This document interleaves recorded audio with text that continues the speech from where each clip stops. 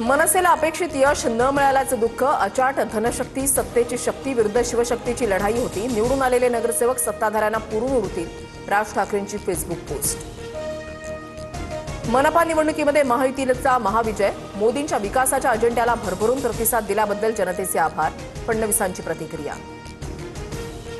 आम्हाला सोडून गेलेले सर्व नगरसेवक पराभूत. सत्ता नसतानाही आम्ही लढाई सोडणार नाही. भाजप शिंदेंनी मुंबईवर अदानीचा झेंडा फडकवला. संजय राऊतांची टीका.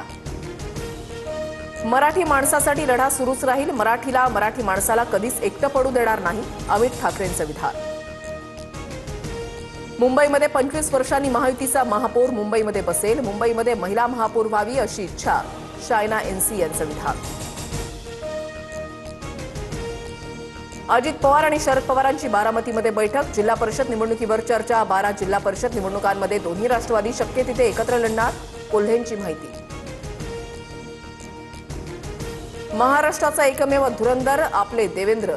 मुंबईतील विजयानंतर भाजपकडून जोरदार बॅनरबाजी. मातोश्री परिसरातही एकमेव धुरंधर अशा आशयाचे बॅनर.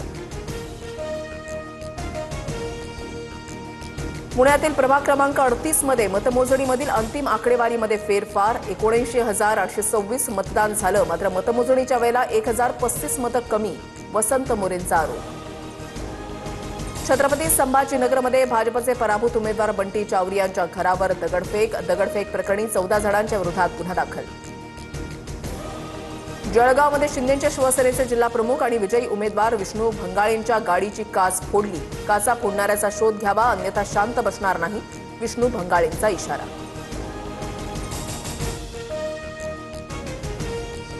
नाशिकमध्ये शिंदेच्या शिवसेनेच्या पराभूत उमेदवाराच्या घरासमोर फटाके फोडत शिवीगाळ. दोन्ही गटांमध्ये काही काळ बाचाबाची आणि शिवीगाळ.